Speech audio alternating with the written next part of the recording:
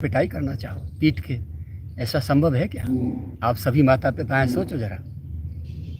आज इस स्थली पे चारों तरफ सूअर भगवान डोल रहे हैं, कुत्ते चारों तरफ डोल रहे हैं, चिलमची गंजेड़ी भंगड़ी लोग पंडागिरी कर रहे हैं, चोर उचक के रात में रुक रहे हैं, शराब पी रहे हैं, सारे भ्रष्टाचार हो रहे हैं। इसे दिव्यतम महापुरुष की स्थली, वैश्विक महापुरुष के लिए सरकार भी नहीं देख रही ना। सरकार तक बात नहीं पहुंचने देती।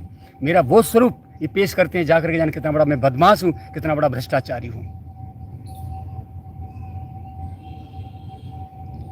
इस पावन चरित्र में इन शब्दों को लाने के लिए क्षमा करूंगा, लेकिन प्रसंगवश मुझे कहना पड़ गया है। आप लोगों तक ये बात पहुंचे कि ये घटना किसने की। अभी तो लोग समझ रहे एनजीटी के कारण जो है डेवलपमेंट अथॉरिटी ने तोड़ा है। अथॉरिटी को कोई पावर नहीं इधर आने का। सन 56 में पूज्य महाराज 7 एकड़ भूमि का पट्टा हुआ था यहाँ, वन विभाग का बाप भी नहीं था यहाँ। 25 अक्टूबर 1980 के बाद में कभी आकर के वन विभाग दर्ज हुआ है यहाँ, और वो भी बिना बताए दर्ज हो गया। महाराज जी को ज़मीन से कोई लेन देन नहीं था, मुझे भी कोई लेन देन नहीं है, शांति से जीवन जी रहा था। खंडहर से भी पड़े हुए तुमने देखा ही था, पुराना प्राचीन पत्थरों की भूटाओं की दीवार थी, ईंट भी नहीं लगी थी, इतना प्राचीन दीवार थी। लेकिन इनको शर्म नहीं आई। इस महापुरुष की मंच पर खड़े होकर के बड़ी बड़ी दुहाई देते हैं, बड़ा बड़ा यशोगान करते हैं। और मैंने तो ये सुना है कि मेरे द्वारा लिखित जो ग्रंथ मैंने गुरुशरणानंद को दिए हैं, उन उपदेशों को और जीवनी को अपने नाम से कि ये मेरे उपदेश हैं, ऐसा जो है ग्रंथों में भी निकाल रहे हैं, ऐसा लोग बता रहे हैं। तुम्हारे फरिश्ते भी नहीं सोच सकते उस चिंतन को, इस व्यक्त महापुरुष के उस चिंतन को, उस आध्यात्मिक चेतना को, प्राण चेतना को। तुम्हारी हो सकती है वो, फ्रॉडगिरी नहीं, 420 नहीं, क्या है ये? तैयार हो जाओ गुरुशरणानंद अपने चेले चपाटों के साथ में इस दुष्कृत्य के लिए परिणाम भोगने के लिए। बहुत हो गया। तो आइए चलते हैं अपने दिव्यतम महापुरुषों की, क्यों मैं इनका चरण सेवक हूँ, मैं इनका पायक हूँ, इनका गोद खिलौना हूँ। जिस गोद में कन्हैया को इन्होंने खिलाया है, उस गोद में इस शरीर को भी लालित्य लाड़ दुलार करने का सौभाग्य मिला है।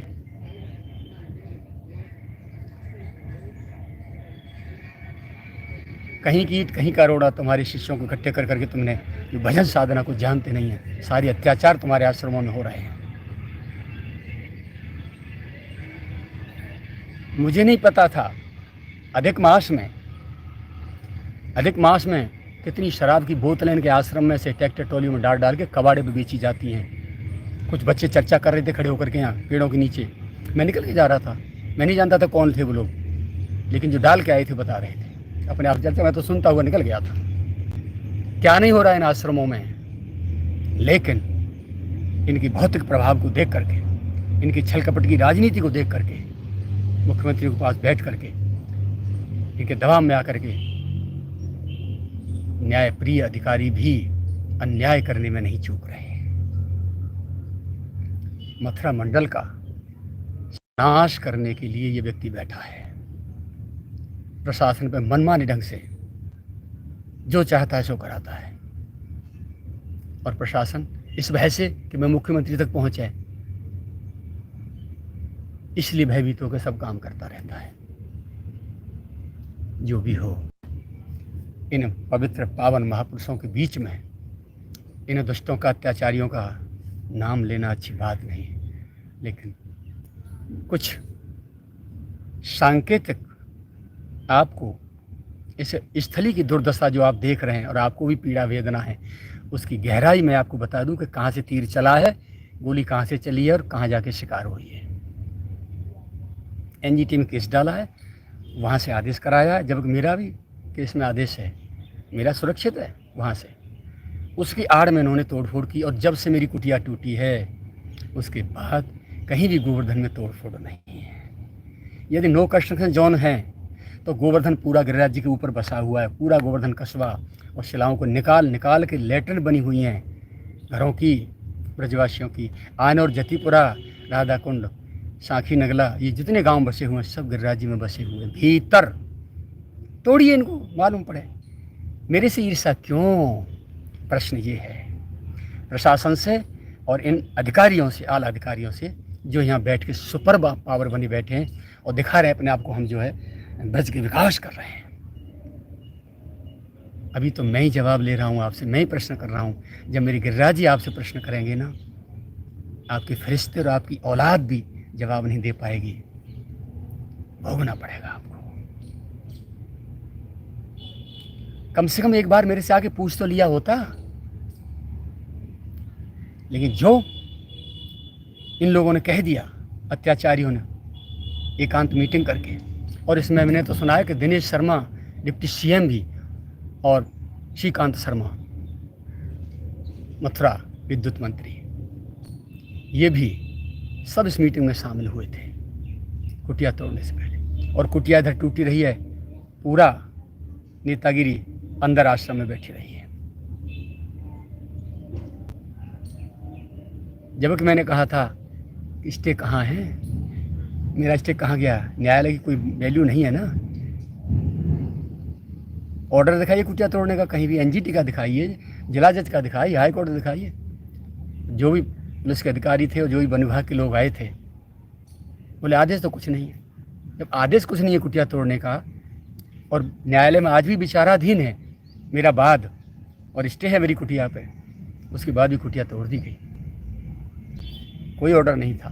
तो तानाशाही, गुंडागिरी, बदतमीजी नहीं ना, भ्रष्टाचार रहा ना, पैसे के बल पर अधिकारियों ने तोड़ा इसको। इस दिव्यतम महापुरुष को इन विषयी विकारी कुकर कुत्तों के हाथ में नहीं जाने दूंगा जब तक मेरी जान है। बाबा के स्वरूप को गिरने नहीं दूंगा। बाबा की सेवा में जो लोग रह रहे थे, चाहे वो रामदास हो, चाहे वो ठाकुरदास हो, और बड़े बड़े तो पहले जा चुके, और तीसरा इस शरीर, और इसके अतिरिक्त कोई नहीं था। ये रामदास ठाकुरदास भी बाहर से गुरुओं के शिष्य थे पहले से, तो उन्होंने भी बाबा को कैश किया। किसी ने गौशाला, किसी ने आश्रम, किसी ने अरबों की व्यवस्था खड़ी कर ली बाबा के नाम से। कोई बता दे माई का लाल कि कृष्णदास ने एक पैसा भी लिया हो, एक लैट्रिन बाथरूम भी अपनी बनाई हो कहीं। ये सारी चीजें सहज नहीं है। गुरु गोविंद दोनों जानते हैं और जनता भी जानती है। पूरा जीवन बीता है और आज भी बीत रहा है। साधु बनना तो सहज है, इस वेश को निभाना बहुत कठिन है। और एक सिद्धांत है, जबरदस्त सिद्धांत है, इसे आप अस्वीकार नहीं कर सकते। घर में रह करके जो व्यक्ति जिस वस्तु से पीड़ित होता है, जिसके अभाव में कष्ट सह रहा होता है, वो कालांतर में समय आने पर चाहे कोई नेता बन जाए, चाहे कोई अधिकारी बन जाए, चाहे कोई साधु बन जाए, महंत बन जाए, चाहे कोई वक्ता बन जाए, समय मिलने पर चूकता नहीं है। पहले उसकी भड़ास निकालता है जिससे पीड़ित था घर में, उस वस्तु की पूर्ति करता है। पहले संतों में होड़ थी कि कौन महापुरुष कितनी विरक्ति से भजन कर रहा है और भगवत प्राप्ति कर रहा है। हम भी उनकी जो है शरण में जा करके उनसे मार्ग पूछें और आगे बढ़ें। आज होड़े किसके ईंट पत्थर और महल कितने बड़े खड़े हैं, कौन बड़े से बड़े प्रवचन दे रहा है, कितने बड़े अधिकारी नेता उसके यहाँ आ रहे हैं, कौन सी गाड़ी मेंटेन कर रहा है, कौन कौन सी सुविधाएं हैं, कितने रूम एसी हैं। आज इसकी अंधी दौड़ में साधु मरा जा रहा है। गृहस्थ तो कहीं नहीं लगते इनके सामने। स्वाहा कर दिया इन्होंने साधुता को, वेश को, परंपरा को, खत्म।